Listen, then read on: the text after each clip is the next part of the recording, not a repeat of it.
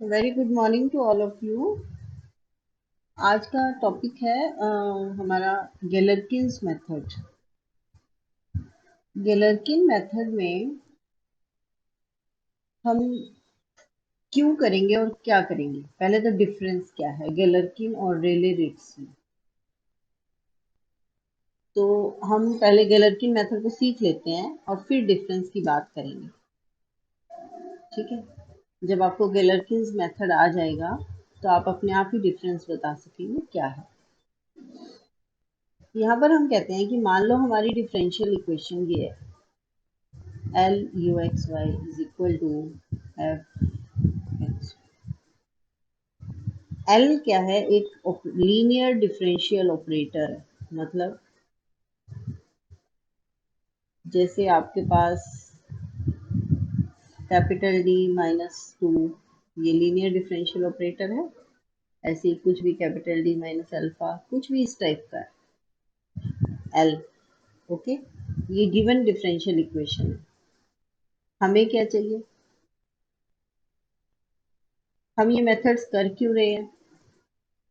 हमारा एम क्या है मेथड करने का?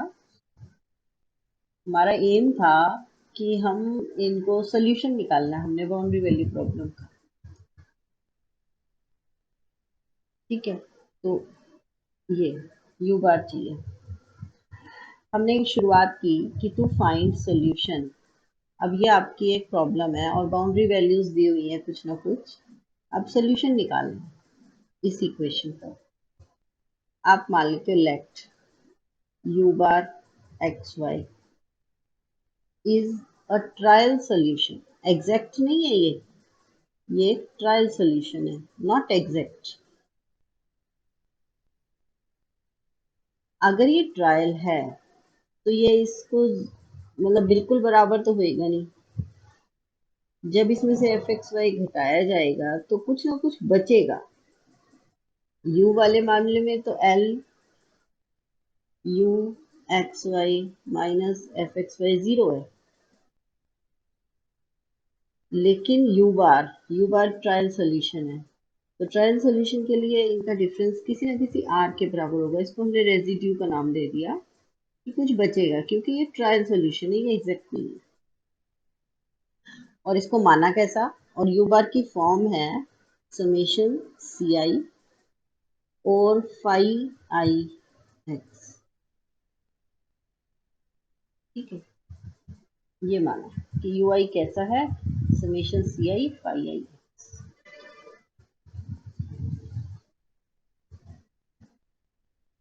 अब हम कहते हैं कि हमारा ये कैसा सोल्यूशन है? ट्रायल ट्रायल सोल्यूशन या अप्रोक्सीमेट सोल्यूशन है। कंडीशन ये लगाते हैं, हमारा एम होता था पिछले न्यूमेरिक रेलर रेट्स में ना, हम एक फंक्शनल निकालते थे F X Y Y dash. ठीक है, उसका एक मेथड भी होता था, पी क्यू और आर पता करने होते थे। तो यहाँ पर हम फंक्शनल नहीं निकाल रहे, तो इसका मतलब गैलरकिन मेथड वहां लगता है जहां फंक्शनल निकालना मुश्किल है। जहां आपको फंक्शनल निकालना संभव नहीं दिख रहा, वहां आप गैलरकिन मेथड लगा लो। क्लियर है? फर्क समझ आ गया? गैलरकिन मेथड कब लगेगा? जहां फंक्शनल निकालना पॉसिबिलिटी कम लग रही है। पी के वार आपको नहीं मिल रहे। पी के वार आपको शायद ध्यान हो कि हम कंपैरिजन करके निकालते थे, है ना। पी वन आता था, क्या वन आ जाता था, या एक्स कुछ भी आ जाता था, और आर भी ऐसे ही आता था, माइनस एक्स या कुछ भी ऐसे। तो जहाँ ये संभव ना दिखे वहां पर गैलरकिन मेथड लगता है। गैलरकिन में हम फंक्शनल नहीं निकाल रहे। गैलरकिन में हम ये कह रहे हैं कि हमारी ये इक्वेशन थी L U X Y is equal to F X Y, ये इक्वेशन थी और हमने इसे सॉल्व करना था। हम मान लेते हैं इसका ट्रायल सोल्यूशन यू बार है, तो यू बार इसको सेटिस्फाई करेगा, लेकिन वो जीरो नहीं बनाएगा, वो कुछ रेजिड्यू बचा देगा। और कंडीशन लगा देते हैं कि ये रेजिड्यू का इन फाई आई के साथ इंटीग्रल, हर एक के साथ, फाई वन के साथ इंटीग्रल जीरो है, मतलब ये ऑर्थोगोनल है रेजिड्यू। फाई टू के साथ भी ये ऑर्थोगोनल है, ऐसे ही फाई एन के साथ भी ऑर्थोगोनल बनेगा। इस कंडीशन का इस्तेमाल करते हुए हमारे पास इक्वेशनें आ जाती हैं। ये ऑर्थोगोनैलिटी की कंडीशन है कि रेजिड्यू और फंक्शन फाई ये आपस में ऑर्थोगोनल होंगे। तो बस इस कंडीशन का इस्तेमाल करते हुए इक्वेशन आ जाती हैं, उनको हल करके हमारे C1 C2 आ जाते हैं। तो मेथड ये है, क्या है दोबारा समझ लो। गैलरकिन मेथड, हमारे पास एक इक्वेशन दी हुई है LUXY is equal to FXY। L आपका डिफरेंशियल ऑपरेटर है, लीनियर हो या ना हो या कोई जरूरी नहीं है, बस डिफरेंशियल ऑपरेटर है। ठीक है, अब आप इसका ट्रायल सॉल्यूशन मान लेते हो कि लेफ्ट यू बार क्या है, इसका ट्रायल सॉल्यूशन है। अगर यू बार इसका ट्रायल सॉल्यूशन है तो वो भी इसको सेटिस्फाई करेगा। -FXY, ये जीरो नहीं होके आर हो गया, जबकि ये चीज जीरो थी। और कंडीशन क्या, हमने कहा यू बार इस फॉर्म का है। यू बार की फॉर्म क्या है, CI समेशन CI फाई आई एक्स। पिछले में भी मान रहे थे यू बार इस फॉर्म का है। अब हम कहते हैं कंडीशन ये है कि आर और ये फाई आपस में ऑर्थोगोनल है। आर और फाई वन का इंटीग्रल जीरो, ऐसे ही आर और फाई टू का इंटीग्रल जीरो। बस ये कंडीशन का इस्तेमाल करके हम ये सारे CI निकाल जाएंगे। अगर CI आ गया तो हमारा यू बार आ गया। यू बार में कमी यही है, C1 phi one plus C2 phi two. Phi two phi one तो एक्स के फंक्शन है, इसमें तो कोई दिक्कत ही नहीं है, सॉल्यूशन में आता ही है एक्स तो। लेकिन प्रॉब्लम तो ये है कि C1 C2 CN चाहिए, वो इन ऑर्थोगोनैलिटी कंडीशन से निकल जाएंगे। तो यू बार आ गया, वो अप्रोक्सीमेट की जगह, वो ट्रायल सॉल्यूशन की जगह एग्जैक्ट बन गया। जब उसके C1 C2 आ गए तो वो एग्जैक्ट हो गया। ये देखो, अब आप इसको पढ़ो। Galerkin's method. Solution of boundary value problem involving ordinary or partial differential equations can be solved in many instances by forming associated functional. Functional बना के सॉल्व करते थे हम अभी तक, in the form of definite integral which is to be made stationary. फिर उसको extremum निकालते थे उसका, फंक्शनल का मिनिमम या मैक्सिमम, मतलब स्टेशनरी बनाते थे उसे। स्टेशनरी बनाने का मीनिंग होता है, स्टेशनरी कब होती है कोई चीज, स्टेशनरी तब होती है जब वो अपनी मैक्सिमा को पहुंच जाती है, वहां वो ठहर जाती है, स्टेशनरी हो जाती है। या जब वो अपने मिनिमम में पहुंचती है तो वो स्टेशनरी हो जाती है। तो स्टेशनरी होने का मतलब है कि आपका फंक्शन उस टाइम या तो मैक्सिमम या मिनिमम पर है, ये मतलब है। ठीक है, हम ये करते आए हैं। फिर कहता है कि इस प्रॉब्लम के लिए रेलेडिट्स इफेक्टिव मेथड है। ओके, लेकिन कई केसेस में it is difficult to find this functional, ये फंक्शनल नहीं निकलता। तो उस डिफिकल्टी को किसने रिमूव किया, गैलरकिन ने। यानी कि फर्क यही है कि यहाँ फंक्शनल निकालने की जरूरत नहीं है।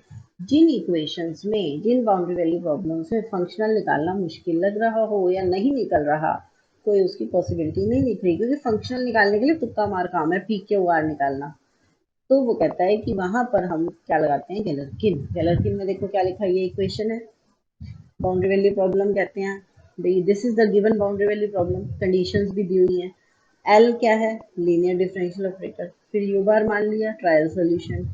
अब ट्रायल है तो वो इसको सेटिस्फाई तो नहीं करेगा, थोड़ा रेजिड्यू तो बचाएगा।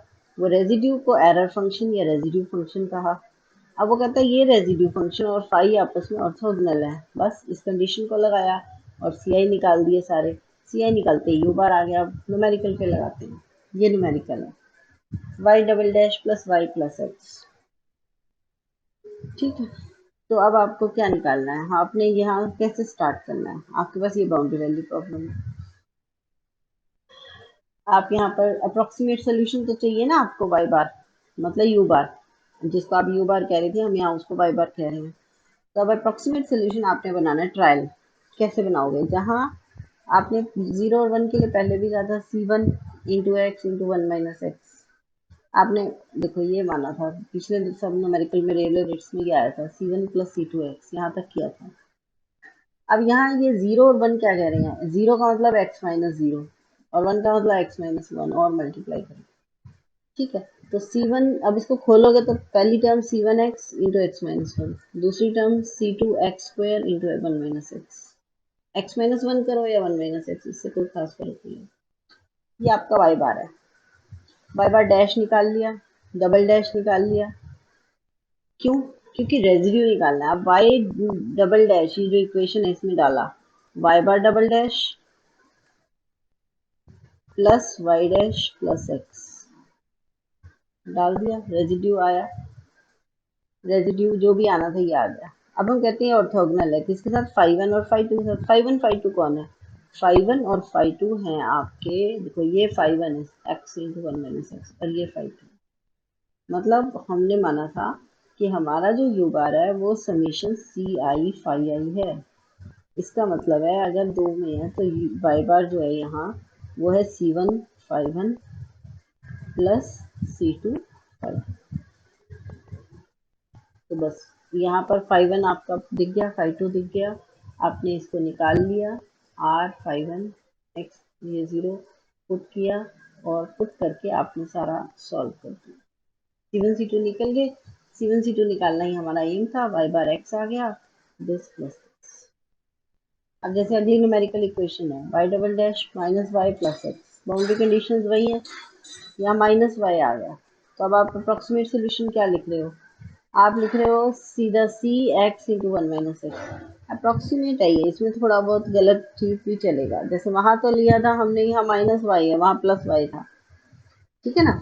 तो आप इसको समझो कि हो गया ऐसे ही। आपने मतलब सारे ये आया हुआ है पेपर में, एग्जाम्स में एक बार पॉइजन इक्वेशन का एग्जाम्स में भी आया हुआ है। और अब यहाँ इसमें मेन बात है यू बार को लेना। इसमें और तो सारा मेथड आसान है, यू बार लेना है। अब यहाँ इसने यू बार कैसे लिया? इसने कहा कि c into one minus X square into one minus Y square. मतलब ये कि जब आपकी ये पॉइजन इक्वेशन है तो, और ये आपका रेक्टेंगल पर है, मतलब ये बाउंड्री है। बाउंड्री को देखो आप, X is equal to plus minus one, Y is equal to plus minus one. इसका मतलब है अगर ये ओरिजिन है तो x is equal to plus minus one और y is equal to plus minus one, ये रेक्टेंगल बनेगी। तो बस इसने वही लिया है, वन माइनस एक्स स्क्र और वन माइनस वाई स्क्र। ठीक है, बाकी कोई फर्क नहीं है, बाकी मेथड वही है। सो गैलरकिन्स मेथड आप कर लीजिए, कोई बुराई नहीं है दो मेथड करने में। ये दो ही मेथड हैं आपके नोट्स में, और दोनों का फर्क भी समझ आ गया है। हम इसको स्टॉप करते हैं, और अब आप कर लीजिए अपनी तैयारी। ठीक है, मोस्टली काम हो चुका है, अब ये टाइम खराब करें डेली आपका कोई फायदा नहीं है। Okay. Yes ma'am. Okay. Okay, ma'am bye.